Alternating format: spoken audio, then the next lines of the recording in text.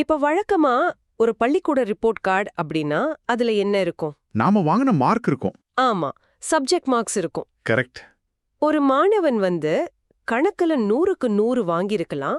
பார்க்கறதுக்கு அது ஒரு சூப்பரான ரிப்போர்ட் கார்டு மாதிரி தோணும். கண்டிப்பா. ஆனா அந்த மாணவனுக்கு கண் பார்வை சரியா தெரியல அப்படின்னாலோ, இல்ல அவனுக்கு அடுத்த வேளை சாப்பிட சரியான சாப்பாடோ ஒரு பாதுகாப்பான வீடோ இல்ல அப்படின்னா, இந்த 100 மார்க்குக்கு நிஜ வாழ்க்கையில ஏதாவது அர்த்தம் இருக்கா? நிச்சயமா ஒரு அர்த்தமும் இல்ல. அதானே, ஒரு நாட்டோட வளர்ச்சியும் அப்படிதான். இந்த ஆழமாத அலசல் குறிப்பா டிஎன்பிஎஸ்சி குரூப் 1 தேர்வுக்கு தீவிரமா தயாராகிட்டு இருக்க உங்களுக்கானது, இல்ல நம்ம சமூகம் எப்படி இயங்குது, அது அரசாங்கம் எப்படி அளக்குறாங்க அப்படின்னு தெரிஞ்சுக்க விரும்புற உங்களுக்கான ஒரு தேடல் இது. ரொம்ப சிறப்பான ஒரு ஆரம்பம். ஏன்னா பல வருஷமா உலக நாடுகள் செஞ்ச ஒரு பெரிய தப்பே இதுதான். என்ன தப்பு சொல்றீங்க? அதாவது ஒரு நாடு எவ்வளோ பெரிய பணக்கார நாடா இருக்கு, அவங்க ஃபேக்டரியில இருந்து எவ்வளோ பொருட்கள் உற்பத்தி ஆகுது, இதை மட்டும் வச்சுதான் வளர்ச்சியை அளந்தாங்க. வெறும் ஜிடிபி நம்பர்ஸ் மட்டும். எக்ஸாக்ட்லி. ஆனா அந்த பணம் அங்க இருக்கிற சாதாரண மக்களோட வாழ்க்கை தரத்தை எப்படி உயர்த்தி இருக்கு அப்படிங்கறதான உண்மையான கேள்வி. உண்மைதான். அந்த கேள்வியை கேட்டு அதுக்கான விடையை அளக்கிறதுக்காக உருவாக்கப்பட்டது தான் இந்த மனித மேம்பாட்டு குறியீடு, அதாவது ஹியூமன் டெவலப்மெண்ட் இண்டெக்ஸ், சுருக்கமா HDI அப்படின்னு சொல்லுவோம். ஆனா இப்போ ஒரு நாட்டோட வளர்ச்சிய மொத்த உள்நாட்டு உற்பத்தி, அதாவது நீங்க சொன்ன அந்த ஜிடிபியை வச்சு அளக்கிறது தானே பல வருஷமா வழக்கத்துல இருந்துச்சு. திடீர்னு இந்த HDI அப்படிங்கிற ஒரு கான்செப்ட் எப்படி யாரால கொண்டு வரப்பட்டது? அது 1990களுக்கு முன்னாடி வரைக்கும் பாத்தீங்கன்னா, உலக வங்கியாகட்டும் இல்ல ஐக்கிய நாடுகள் சபையாகட்டும் எல்லாமே அந்த பொருளாதார வளர்ச்சி அப்படிங்கிற ஒற்றை புள்ளியில தான் குறிக்கோளா இருந்தாங்க. ஒரு நாட்டோட கஜானால எவ்வளவு பணம் இருக்குங்கிறது மட்டும்தான் மேட்டர். ஆமா, அது மட்டும்தான் அளவுகோலா இருந்துச்சு. ஆனா 1990ஆம் வருஷம் பாகிஸ்தான் பொருளாதார நிபுணர் மஹ்பூப் உல் ஹக், அப்புறம் நம்ம இந்திய பொருளாதார நிபுணர் அமர்த்தியா சென், இவங்க 2 பேரும் சேர்ந்து ஒரு புதிய கருத்தாக்கத்தை முன்வச்சாங்க. ஓ, அமர்த்தியா சென் இதுல முக்கியமான ரோல் பிளே பண்ணிருக்கிறாரா? ஆமா, ஒரு மனிதன் ஆரோக்கியமா வாழ முடியுதா, அவனால தரமான கல்வியை பெற முடியுதா, அவனோட வருமானம் அவனுக்கு ஒரு கண்ணியமான வாழ்க்கையை கொடுக்குதா, இந்த 3 விஷயங்களை அடிப்படையா வச்சுதான் இந்த குறியீட்டை அவங்க உருவாக்குனாங்க. அட, அதாவது வெறும் பொருளாதார வளர்ச்சி அப்படிங்கறத தாண்டி மனிதனை மையப்படுத்தின ஒரு பொருளாதார மேம்பாடு அளவுக்கு இது மாறிடுச்சு. கரெக்ட். பணத்தை விட மனிதர்களோட வாழ்க்கை தேர்வுகளும் திறன்களும் ரொம்ப முக்கியம்னு அவங்க ஆணித்தரமா சொன்னாங்க. அப்போ இந்த HDI-ய எப்படி துல்லியமா அளக்குறாங்க? நான் முன்னாடி சொன்ன அந்த ரிப்போர்ட் கார்டு உதாரணத்தையே எடுத்துக்கிட்டா, கணக்குல மட்டும் 100 மார்க் வாங்கினா பத்தாது, விளையாட்டு, நன்னடத்தை அப்படின்னு எல்லாத்துலயும் சிறப்பா இருந்தாதான் ஃபர்ஸ்ட் ரேங்க் வாங்க முடியும் இல்லையா? ஆமா, ரொம்ப சரியான உதாரணம். அப்போ இந்த குறியீடுல இருக்கிற அந்த 3 முக்கியமான பாடங்கள், அதாவது அளவுகோல்கள் என்னென்ன?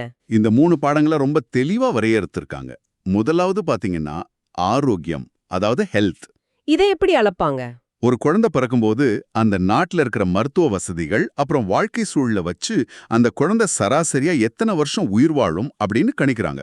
இதுக்கு பேர் தான் பிறப்பின் போது எதிர்பார்க்கப்படும் ஆயுள் காலம், அதாவது லைஃப் எக்ஸ்பெக்டன்சி. ஓஹோ. இதுக்கான குறைந்தபட்ச அளவு 20 வருஷம், அதிகபட்சம் 85 வருஷம் அப்படின்னு ஒரு ரேஞ்ச் நிர்ணயம் பண்ணிருக்காங்க. ஓகே, ஆரோக்கியம் புரிஞ்சுது. 2வது விஷயம் கல்வி. அது எப்படி அளவிடப்படுது? கல்வி 2 விதமா கணக்கிடப்படுது. ஒன்னு, 25 வயசுக்கு மேற்பட்டவங்க சராசரியா எத்தனை வருஷம் பள்ளிக்கூடத்துல படிச்சிருக்காங்க அப்படிங்கிறது. இது கடந்த காலத்தோட நிலைய சொல்லுது. ரைட். 2வது, இன்னைக்கு புதுசா பள்ளியில சேர்ற ஒரு குழந்தை எதிர்காலத்துல எத்தனை வருஷம் படிக்கும்னு எதிர்பார்க்கப்படுது அப்படிங்கிறது. இது வருங்காலத்தை குறிக்குது. சூப்பர். 3வது அளவுகோல் என்ன? 3வது வாழ்க்கை தரம், ஸ்டாண்டர்ட் ஆஃப் லிவிங். இத தனிநபர் வருமானத்தை அடிப்படையா வச்சு கணக்கிடுவாங்க. இந்த 3 டேட்டாவையும் எடுத்து ஒவ்வொன்னுக்கும் 0 முதல் 1 வரைக்கும் ஒரு மதிப்பெண் கொடுத்து கடைசியா மொத்தமா ஒரு வேல்யூ உருவாக்குவாங்க. இங்கதான் இந்த டேட்டாவை படிக்கும்போது எனக்கு ஒரு பெரிய சந்தேகம் வந்துச்சு. சொல்லுங்க. இந்த 3 வேல்யூவையும் சாதாரணமா கூட்டி 3ஆல வகுத்து ஒரு ஆவரேஜ், அதாவது சராசரி எடுத்திருக்கலாமே. ஆனா அதுக்கு பதிலா பெருக்கு சராசரி, அதாவது ஜியோமெட்ரிக் மீன் அப்படின்னு ஒரு சிக்கலான கணித முறையை பயன்படுத்துறாங்க. இதுக்கு ஏன் இவ்ளோ மெனக்கெடல்? இது ரொம்ப ரொம்ப ஆழமான கேள்வி. இத ஒரு சாதாரண கூட்டு சராசரியா பார்த்தா என்ன நடக்கும்னு கொஞ்சம் யோசிச்சு பாருங்களேன். ஒரு நாடு தங்கிட்ட இருக்கிற இயற்கை வளங்களை, உதாரணத்துக்கு எண்ணெயை விற்று மிகப்பெரிய அளவுல பொருளாதார வளர்ச்சி அடைஞ்சிடுதுன்னு வச்சுப்போம். மிடில் ஈஸ்ட் நாடுகள் மாதிரி. ஆமா, தனிநபர் வருமானத்துல அந்த நாடு முழு மதிப்பெண்ணை வாங்கிடும். ஆனா அந்த நாட்டுல நல்ல பள்ளிக்கூடங்களோ இல்ல தரமான மருத்துவமனைகளோ சரியா இல்ல அப்படின்னா கல்வியிலையும் சுகாதாரத்திலையும் அவங்க மார்க் ரொம்ப குறைவா இருக்கும். ஆமா, கண்டிப்பா. இத சாதாரணமா கூட்டினா என்ன ஆகும்? வருமானம் அப்படிங்கிற அந்த ஒற்றை பலத்தை வச்சு அந்த நாடு ஒட்டுமொத்த குறியீட்டுல ஈஸியா முன்னாடி வந்துடும். ஆஹா, புரிஞ்சுது. அதாவது ஒரு சப்ஜெக்ட்ல 100 வாங்கிட்டு மத்த ரெண்டுலயும் ஃபெயில் ஆனாலும் ஆவரேஜ் ரொம்ப அதிகமா காட்டும். அத தடுக்கத்தான் இந்த பெருக்குச் சராசரியா? எக்ஸாக்ட்லி, சரியா புடிச்சிட்டீங்க. இந்த பெருக்குச் சராசரியா பயன்படுத்தும் போது எந்த ஒரு துறையில ஒரு நாடு ரொம்ப மோசமா செயல்பட்டு பூஜ்யத்தை நெருங்கினாலும் ஒட்டுமொத்த ரேங்கும் பயங்கரமா சரிஞ்சிடும். ஒரு துறையோட குறைபாட்ட இன்னொரு துறையில இருக்கிற அதீத பணம்பலத்தை வச்சு ஈடுகட்ட முடியாது. ஆமா, கல்வி, சுகாதாரம், பொருளாதாரம் இது மூணுலயும் ஒரு நாடு சமமான கவனம் செலுத்துறது உறுதி பண்ணத்தான் இந்த மேத்தமேட்டிக்கல் ஃபார்முலாவை யூஸ் பண்றாங்க. ரொம்ப தெளிவா சொல்லிட்டீங்க. இப்போ நம்ம நேரா UNDP வெளியிட்ட சமீபத்திய அறிக்கைக்கே வருவோம். கண்டிப்பா. இந்த அறிக்கை 2023-24 டேட்டாவை கொண்டது. இதன்படி பாத்தீங்கன்னா 193 நாடுகள்ல இந்தியா 130வது இடத்துல இருக்கு. நம்ம மதிப்பீடு 0.685, அதாவது நம்ம நடுத்தர மனித மேம்பாடு பிரிவுல இருக்கோம். Medium human development. ஆமா, உலக அளவுல ஐஸ்லாந்து ஃபர்ஸ்ட் பிளேஸ்ல இருக்கு, தெற்கு சூடான் கடைசி இடத்துல இருக்கு. நம்ம பக்கத்து நாடுகளான சீனா 78வது இடத்துலயும் இலங்கை 89வது இடத்துலயும் இருக்கு. ஆனா இதுல என்ன ரொம்ப ஆச்சரியப்படுத்தின விஷயம் என்னன்னா, வங்காளதேசம் தான். ஆமாங்க, வங்காளதேசம் நம்ம கூட அதே 130வது இடத்தை பகிர்ந்துக்குது. அது பலருக்கும் வர்ற ஆச்சரியம்தான். இந்தியாவோட பொருளாதாரம் வங்காளதேசத்தை விட பல மடங்கு பெரியதாச்சே. நாம உலகளாவிய வல்லரசா உருவெடுத்துட்டு வரோம்னு சொல்றோம். அப்படி இருக்கும்போது நாம எப்படி வங்காளதேசத்தோட ஒரே ரேங்க்ல இருக்க முடியும்? இது லாஜிக்கலா இடிக்குதே. இது மேலோட்டமா பார்க்கும்போது ஒரு பெரிய முரண்பாடா தோணலாம். ஆனா அந்த HDIக்குள்ள போய் அந்த காம்பனன்ட்ஸை பார்த்தீங்கன்னா விடை கிடைச்சிடும். எப்படின்னு கொஞ்சம் விளக்குங்களேன். வங்காளதேசத்தோட தனிநபர் வருமானம் நம்மளை விட கம்மி தான், அதுல எந்த மாற்று கருத்தும் இல்லை. ஆனா அவங்களோட பிறப்பு கால ஆயுட்காலம் தோராயமா 74.7 வருஷங்கள். இது இந்தியாவை விட அதிகம். ஓ, அப்படியா? அதாவது அவங்களோட சுகாதார கட்டமைப்பு, குறிப்பா பெண்களுக்கான அடிப்படை மருத்துவ வசதிகள் அங்க ரொம்ப வலுவா இருக்கு. நீங்க முன்னாடி கேட்டீங்களே ஒரு பெருக்குச் சராசரி, அதோட நேரடி விளைவு தான் இது. ஆமா. இந்தியாவோட தனிநபர் வருமான ரேங்க் ஒட்டுமொத்த HDI ரேங்கை விட 7 இடங்கள் முன்னாடி இருக்கு. இதுக்கு அர்த்தம் என்னன்னா, கல்வி மற்றும் சுகாதாரத்துல நம்ம ஒரு குறிப்பிட்ட அளவு முன்னேற்றத்தை அடைஞ்சிருந்தாலும் அந்த முன்னேற்றத்துக்கு இடையே நம்ம மக்களோட வருமானம் பரவலா அதிகரிக்கல. வங்காளதேசம் என்ன பண்றாங்கன்னா, சுகாதாரத்துல அதிக ஸ்கோர் பண்ணி அதை சமன் செஞ்சிடுறாங்க. அடடா! ஆக வெறும் GDP நம்பர்ஸ் மட்டுமே மனித மேம்பாட்டை காட்டாது அப்படிங்கிறதுக்கு இது ஒரு நேரடி உதாரணம். 100க்கு 100 உண்மை. ஆனா இங்க எனக்கு இன்னொரு சந்தேகம் வருது. இந்தியா 130வது இடத்துல இருக்கு அப்படிங்கிற இந்த சராசரி நம்பர்ஸ் இந்தியாவோட உண்மையான முகத்தை முழுமையா காட்டுதா? என்ன சொல்ல வரீங்க? இப்போ ஒரு கற்பனையான சூழ்நிலையை வச்சுப்போம். ஒரு அறையில ஒரு பெரிய கோடீஸ்வரர் இருக்காரு, அவரோட சேர்த்து 9 ஏழைகள் இருக்காங்க. இப்போ அந்த அறையோட சராசரி வருமானத்தை கணக்கிட்டா என்ன ஆகும்? அந்த 9 ஏழைகளும் லட்சாதிபதிகள் மாதிரிதான் தெரிவாங்க. அதான் என் பாயிண்ட். அதுபோலதான் இந்த ஒட்டுமொத்த இந்தியாவோட HDI எண்களும் நம்ம நாட்டுல இருக்கிற மிகப்பெரிய ஏற்றத்தாழ்வுகளை ஏதோ ஒரு வகையில மறைக்குதா? நீங்க இப்ப தொற்றுக்கிறதான் மனித மேம்பாட்டு விவாதத்தோட மையப்புள்ளியே.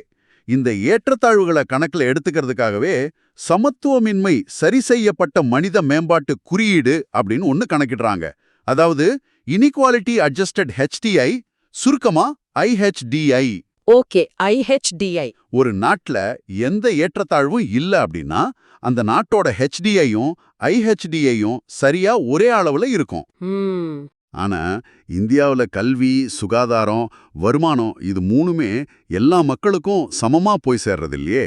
இந்த ஏற்றத்தாழ்வுகளை கழிச்சு பார்த்தா இந்தியாவோட HDI மதிப்புல கிட்டத்தட்ட 30.7% இழப்பு ஏற்படுது. 30.7% இழப்பா? இது சாதாரணமான சரிவில்லையே. இது ஒட்டுமொத்த ரேங்கே புரட்டி போட்டுடுமே. நிச்சயமா. இந்த இழப்ப கழிச்ச பிறகு இந்தியாவோட மதிப்பு வெறும் 0.475 சுருங்கிடுது. இது இந்தியாவை நடுத்தர மனித மேம்பாடு பிரிவுல இருந்து நேரா குறைந்த மனித மேம்பாடு, அதாவது லோ ஹியூமன் டெவலப்மெண்ட் பிரிவுக்கு தள்ளிடுது. அடப்பாவமே! தெற்காசியாவிலேயே ஏற்றத்தாழ்வுகளால இவ்ளோ பெரிய சரிவை சந்திக்கிற நாடுகள்ல இந்தியாவும் ஒன்னு. அதாவது இந்தியாவுல வளர்ச்சி இருக்கு, ஆனா அந்த வளர்ச்சி ஒரு குறிப்பிட்ட சில பிரிவினர்கிட்ட மட்டுமே தேங்கி இருக்கு அப்படிங்கறது தான் இந்த டேட்டா முகத்துல அடிச்ச மாதிரி உணர்த்துது. சீரியஸான டேட்டா இது. இந்த ஏற்றத்தாழ்வுகள்ல குறிப்பா பாலின சமத்துவமின்மை எந்த அளவுக்கு பங்கு வகிக்குது, ஜெண்டர் இன்இக்வாலிட்டி பத்தி அறிக்கை என்ன சொல்லுது? பாலின சமத்துவமின்மை குறியீடு, அதாவது ஜெண்டர் இன்இக்வாலிட்டி இண்டெக்ஸ் GII பொறுத்த வரைக்கும் 193 நாடுகள்ல இந்தியா 102வது இடத்துல இருக்கு. 102?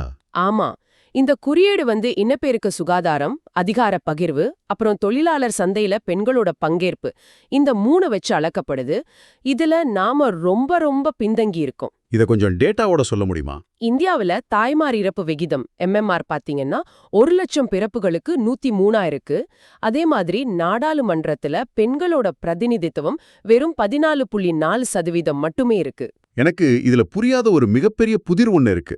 இந்த தொழிலாளர் பங்கேற்பு விகிதம், லேபர் ஃபோர்ஸ் பார்ட்டிசிபேஷன் பத்தி டேட்டா சொல்றதுதான். ஆமா, அது ஒரு பெரிய முரண்பாடு தான். ஒரு டேட்டா படி பெண்களின் பங்கேற்பு 24.8% இருக்கு. இன்னொரு சமீபத்திய டேட்டா படி 35.1% இருக்கு. ஆனா ஆண்களின் பங்கேற்பு பாத்தீங்கன்னா 76.4% இருக்கு. இன்னைக்கு பெரும்பாலான பெண்கள் பள்ளிக்கூடத்துக்கு போறாங்க, காலேஜுக்கு போறாங்க, கல்வியில ஆண்களை விட முன்னணியில இருக்காங்க. அப்படி இருந்தும் அவங்க ஏன் வேலைக்கு போறது இவ்ளோ குறைவா இருக்கு? இதை நம்ம வெறும் பொருளாதார கண்ணோட்டத்துல மட்டும் பார்க்க முடியாதுங்க. இது நம்ம சமூக கட்டமைப்போட பிணிஞ்ச ஒரு ஆழமான பிரச்சனை. அதாவது ஃபேமிலி ஸ்ட்ரக்சர் சொல்றீங்களா? ஆமா, பெண்கள் நிறைய படிக்கிறாங்க அப்படிங்கிறது 100க்கு 100 உண்மைதான். ஆனா குடும்ப அமைப்புல சம்பளம் இல்லாத வீட்டு வேலைகள், அதாவது அன்பெய்ட் கேர் ஒர்க், இதை முற்றுமுழுதா பெண்களே சுமக்க வேண்டியிருக்கு. கரெக்ட். குழந்தைங்களை பாத்துக்கிறது, வயசானவங்களை பராமரிக்கிறது, வீட்டு வேலைகளை செய்யறது, இந்த சுமை அவங்கள ஒரு முழு நேர வேலைக்கு போக விடாம தடுத்துடுது. இது தவிர பணியிடங்கள்ல இருக்கிற பாதுகாப்பின்மை, அப்புறம் பாலின ஊதிய இடைவெளி, அதாவது ஜெண்டர் வேஜ் கேப், இது எல்லாமே முக்கியமான காரணங்கள். ஒரே வேலை செஞ்சாலும் ஆண்களுக்கு ஒரு சம்பளம், பெண்களுக்கு ஒரு சம்பளம். ஆமா, 2025க்கான வேர்ல்டு இன்இக்வாலிட்டி ரிப்போர்ட்ல இருந்து ஒரு டேட்டா சொல்றேன் கேளுங்க. இந்தியாவோட மொத்த தொழிலாளர் வருமானத்துல ஆண்கள் 82% பெறாங்க. பெண்கள் பெறது வெறும் 18% மட்டுமே. எவ்வளோ பெரிய வித்தியாசம் பாருங்க. பெண்களோட உழைப்பு இப்படி வீணடிக்கப்படுறது ஒரு நாட்டோட பொருளாதார வளர்ச்சிக்கு செய்யப்படுற மிகப்பெரிய துரோகம்னு தான் சொல்லணும். இது நிச்சயமா நாம ரொம்ப தீவிரமா கவனிக்க வேண்டிய ஒரு விஷயம்தான். சரி, இதுவரைக்கும் இந்தியா முழுமைக்குமான சவால்களை பார்த்தோம். இப்போ இந்த தேசிய சராசரிய தாண்டி தமிழ்நாடு எப்படி ஒரு மாடலா தனித்து நிக்குது அப்படிங்கறத பாப்போம். வாங்க, அது ரொம்ப சுவாரஸ்யமான பகுதி. தமிழ்நாட்டோட HDI மதிப்பு தோராயமா 0.709. இது தேசிய சராசரியான 0.633 விட ரொம்ப அதிகம். இத தமிழ்நாட உயர் மனித மேம்பாட்டு பிரிவுல, அதாவது ஹை ஹியூமன் டெவலப்மெண்ட் கேட்டகரியில வைக்குது. குரூப் 1 தேர்வுக்கு படிக்கிற ஆஸ்பிரன்ஸ் இந்த தேசிய மற்றும் மாநில எண்களுக்கு இடையில இருக்கிற வித்தியாசங்களை உன்னிப்பா கவனிக்கணும். நிச்சயமா. ஏன்னா டேட்டாவை ஒப்பிட்டு பார்க்கும்போது தமிழ்நாடு பல படிகள் மேல இருக்கிறது ரொம்ப தெளிவா தெரியுது.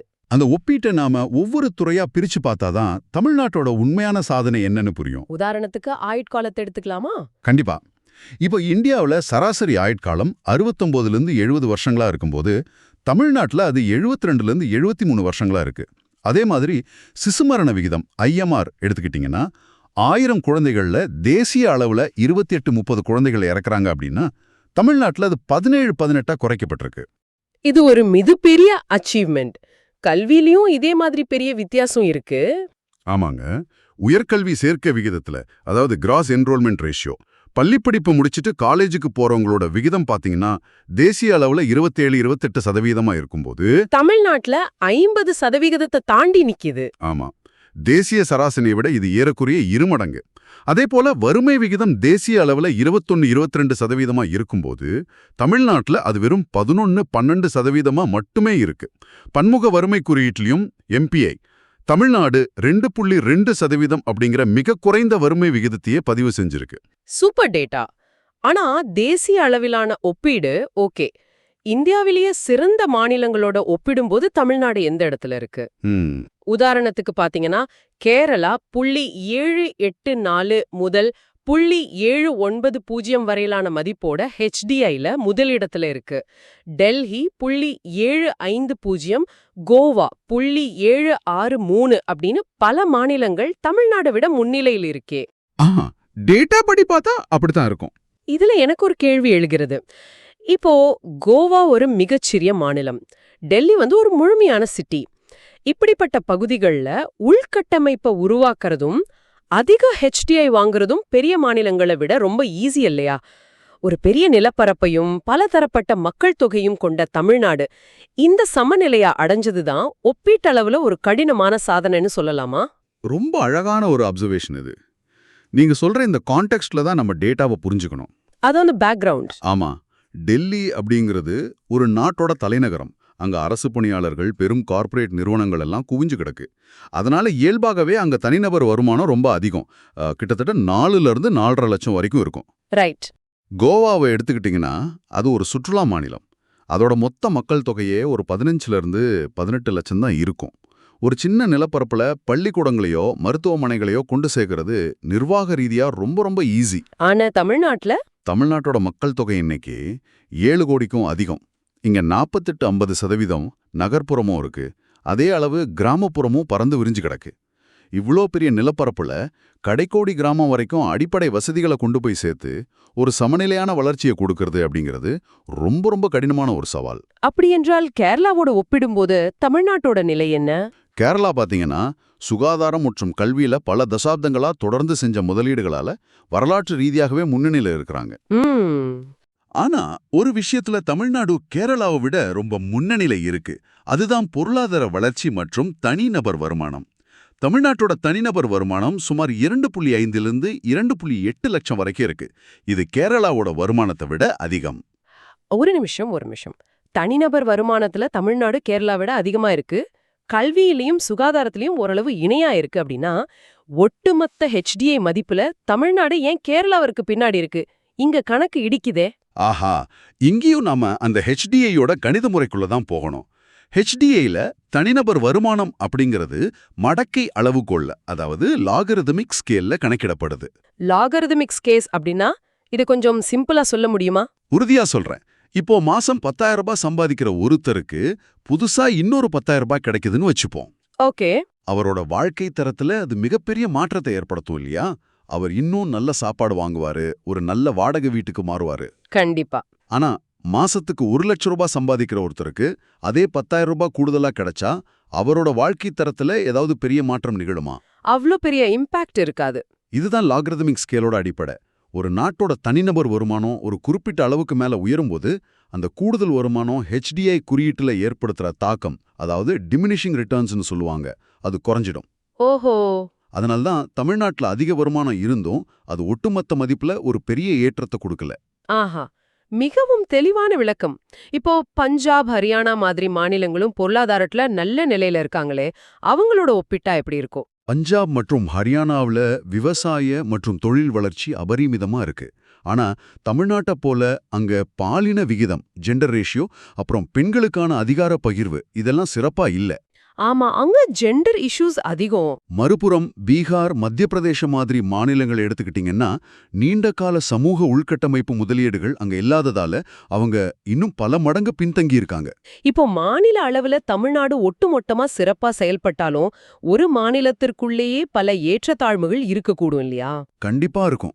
தமிழ்நாட்டிற்குள்ளேயே இருக்கிற எல்லா மாவட்டங்களும் இதே சமநிலையான வளர்ச்சியை கொண்டிருக்கா? வாங்க நம்ம மாவட்ட அளவிலான டேட்டாவுக்குள்ள போவோம். 2017ஆம் ஆண்டு மாநில திட்டக்குழு வெளியிட்ட அறிக்கையை பார்த்தா அதுக்குள்ள பல முரண்பாடுகளும் ஆச்சரியங்களும் காத்துட்டு இருக்கு. ஆமா, மாவட்ட அளவிலான டேட்டா தமிழ்நாட்டுக்குள்ள இருக்கிற வேறுபாடுகளை ரொம்ப வெளிச்சம் போட்டு காட்டுது. மனித மேம்பாட்டு குறியீட்டுல முன்னணியில இருக்கிற முதல் 5 மாவட்டங்களை பாத்தீங்கன்னா கன்னியாகுமரி முதலிடத்துல இருக்கு. கன்னியாகுமரியா? ஆமா. அதை தொடர்ந்து விருதுநகர், தூத்துக்குடி, சென்னை, அப்புறம் காஞ்சிபுரம் ஆகிய மாவட்டங்கள் இருக்கு. சென்னை தான் முதலிடத்துல இருக்கும்னு பலரும் நினைப்பாங்க. ஆனா கன்னியாகுமரி எப்படி ஃபர்ஸ்ட் பிளேஸ் பிடிச்சது? அதுக்கு ஒரு 3 முக்கியமான காரணங்கள் இருக்கு. முதலாவது, கன்னியாகுமரியோட எழுத்தறிவு விகிதம் 90% தாண்டி நிக்குது. சூப்பர். ரெண்டாவது, ஆரம்ப சுகாதார நிலையங்கள் முதல் அரசு மருத்துவமனைகள் வரையிலான ஒரு ரொம்ப வலுவான கட்டமைப்பு அங்க இருக்கு. மூன்றாவது மிக முக்கியமானதுமான காரணம் என்ன தெரியுமா? என்னது? அளவுல வளைகுடா நாடுகளுக்கும் பிற வெளிநாடுகளுக்கும் போய் வேலை செய்றாங்க. அவங்க அனுப்புற பணம் நேரடியாக அந்த மாவட்டத்தோட உள்ளூர் பொருளாதாரத்தை உயர்த்துது. அட ஆமா. அந்த பணம் மீண்டும் சிறப்பான கல்விக்கும் சுகாதாரத்துக்கும் அந்த மக்களாலேயே செலவிடப்படுறதால அந்த மாவட்டம் ஒட்டுமொத்த குறியீட்டுல அசால்ட்டா முதலிடத்து பிடிச்சிருது. ஒரு அருமையான சைக்கிள் அவங்க வந்துக்காங்க. சரி, இதுல பின்தங்கிய கடைசி 5 மாவட்டங்கள் எவை? திருவாரூர், விழுப்புரம், தேனி, பெரம்பலூர் மற்றும் அரியலூர். இந்த 5ம் கடைசி இடங்கள்ல இருக்கு.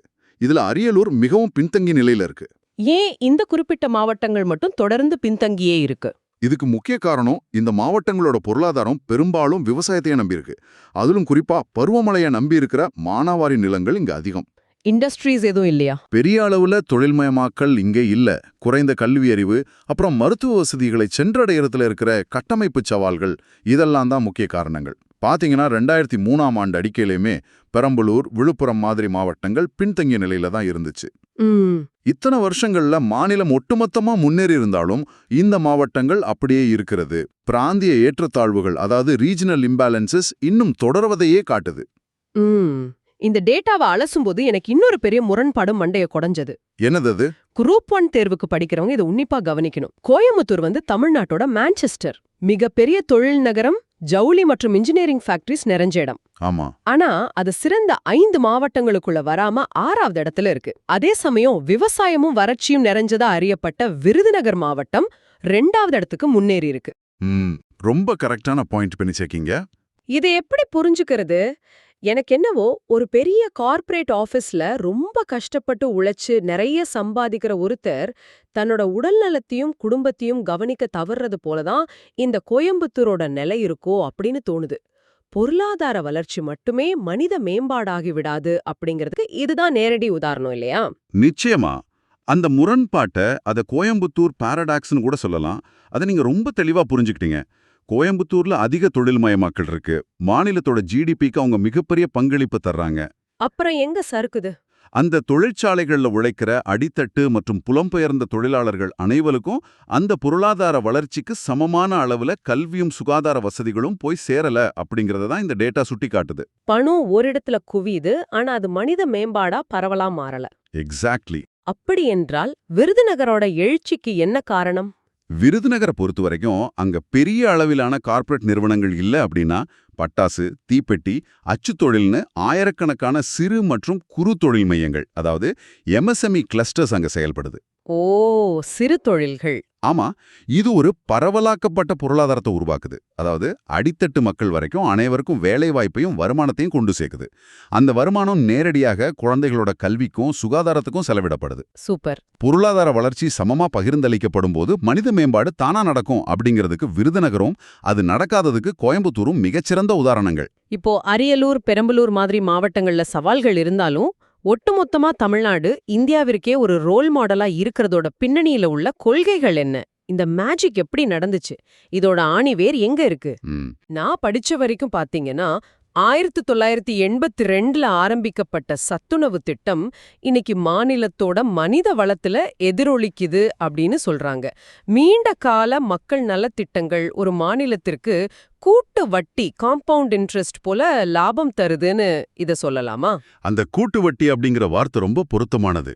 நீங்க சொல்ற அந்த சத்துணவு திட்டம் எப்படி HDI எண்களை மாத்துச்சு அப்படின்னு விளக்க முடியுமா? ஏன்னா அது வெறும் சாப்பாடு போடுற திட்டம் மட்டும் இல்லையா? சரியா சொன்னீங்க. 1982ல எம்ஜிஆர் காலத்துல சத்துணவு திட்டம் விரிவுபடுத்தப்பட்டப்போ ஒரு ஏழை குடும்பம் தன் குழந்தைய வேலைக்கு அனுப்புறதுக்கு பதிலா பள்ளிக்கூடத்துக்கு அனுப்புனாங்க. குறைஞ்சது ஒருவேளை சாப்பாடாவது கிடைக்கும் அப்படிங்கிறதுக்காக. ஆமா, பசி தீருமே. இதனால பள்ளிகள்ல மாணவர் சேர்க்க கிடுகிடுன்னு உயர்ந்துச்சு. HDIல நம்ம பார்த்தோமே, எக்ஸ்பெக்டட் இயர்ஸ் ஆஃப் ஸ்கூலிங், அது அதிகரிச்சுது. பள்ளியிலேயே சத்துணவு கிடைச்சதால குழந்தைங்களோட ஊட்டச்சத்து குறைபாடு நீங்குச்சு. இது ஆரோக்கியத்தை உயர்த்திருக்கும். கண்டிப்பா. இது நேரடியாக HDIயின் லைஃப் எக்ஸ்பெக்டன்சி எனப்படும் ஆயுட்காலத்தை அதிகரிச்சது. கல்வி கற்ற அந்த குழந்தைங்க வளர்ந்து வேலைக்கு போனப்போ அவங்களோட தனிநபர் வருமானமும் உயர்ந்துச்சு. ஒரே ஒரு திட்டம் HDIயோட 3 தூண்களையும் எப்படி வலுப்படுத்துச்சு பாத்தீங்களா? இதுதான் நீங்க சொன்ன கூட்டு வட்டி. மிக தெளிவான விளக்கம்.